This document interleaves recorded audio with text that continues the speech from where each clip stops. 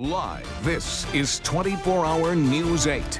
They received millions in taxpayer dollars to help save manufacturing, a plant touted by the biggest names. This is a symbol of where Michigan's going. But 2 years later, our Target 8 investigators found some big problems, exposing workers who were playing board games and doing volunteer work, not making high-tech batteries. Tonight, lgchem is being held responsible, paying back hundreds of thousands of dollars to taxpayers. Prompted by our Target 8 investigation, the feds are now changing the way they track money, making sure this doesn't happen again.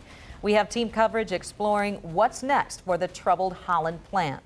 We begin live with Target 8 investigator Ken Kolker, who first exposed the problems at lgchem last October. Yes, Sue and Brian, the Department of Energy's response to the audit promises change, that it will do a better job of watching over multi-million-dollar projects like the one here at lgchem. DOE in a statement said that the audit brought on by Target 8's investigation is leading to a reorganization of its Office of Energy Efficiency and Renewable Energy. It says it will spend more time visiting large projects across the country and will streamline its review of invoices. Federal auditors reported that lgchem workers spent $1.6 million of their time either playing cards, board games, watching movies, or volunteering at nonprofits. Since lgchem and the feds were splitting workers' costs evenly, the Korean-based company repaid the government $842,000. This plant started with a $150 million Department of Energy grant. Shovels will soon be moving earth. A presidential groundbreaking and the promise of 440 jobs. But with slow sales of the Chevy Volt, it has yet to turn out a lithium-ion battery for sale. And just 200 people are employed. Then last October, Target 8, through interviews with workers and former coworkers, uncovered questions about wasted time. If there was nothing for us to do, we would study in the cafeteria or we'd sit and play cards, sit and read magazines. It's really sad that all these people are sitting there and doing nothing, and it's basically on taxpayer money. That led directly to the audit by the Department of Energy Inspector General, and that audit laid much of the blame on what it called poor oversight by the Department of Energy. It questioned why lgchem spent 94% of the $151 million grant while building only 60% of its production capacity.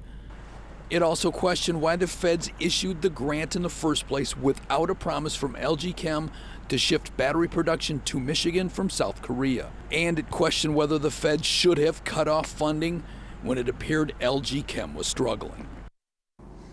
Now, in a statement released today, lgchem said that it had cooperated with the feds and that it has put in safeguards to make sure mistakes like these don't happen again.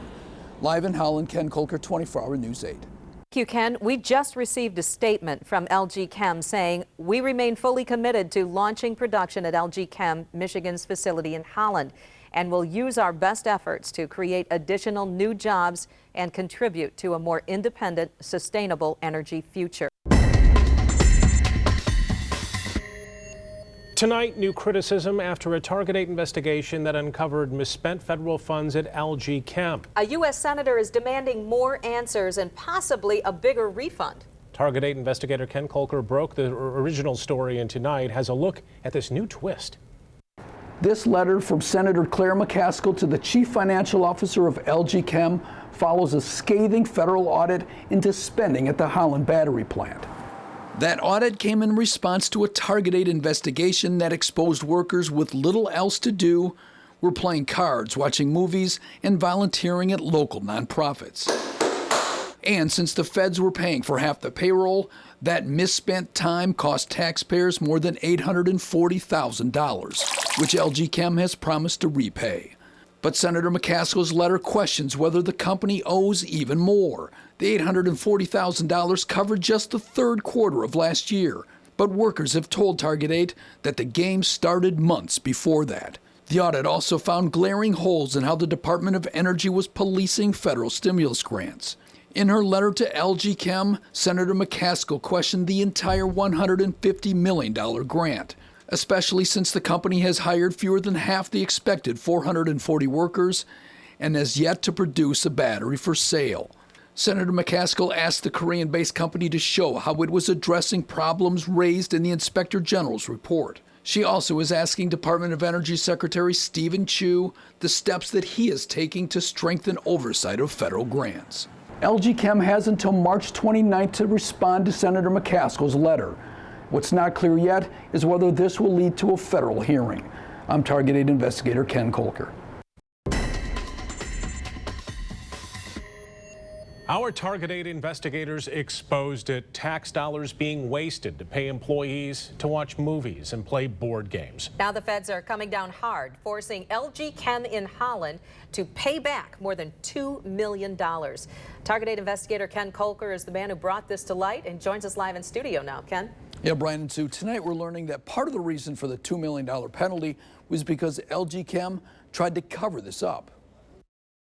That's the warning to companies and to politicians.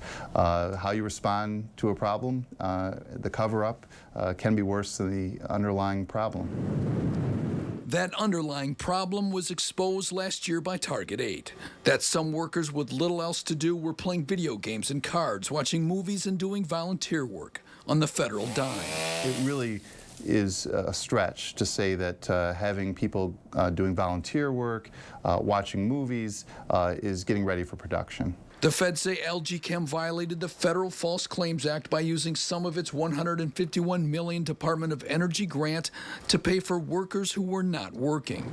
The U.S. Attorney says LG Chem at first downplayed it, telling the feds they had wasted somewhere between $100,000 and $200,000. Just kind of talking around what was going on and maybe not really giving a full explanation. And so it was just very carefully worded, but it wasn't accurate. Not even close. The feds say the total wasted reached $989,000. Under the False Claims Act, the feds penalized the company by more than doubling that amount to be repaid, more than $2 million. That's a policy decision that Congress has made, that when there are false claims made to the federal government for payment for products or services, that there is a risk there if it's inappropriate. U.S. Attorney Patrick Miles said the feds investigated the case as a civil matter, not criminal, despite the inaccurate statements by the company. Doing that in a letter is much different than doing it on your tax form under oath, under penalty of perjury.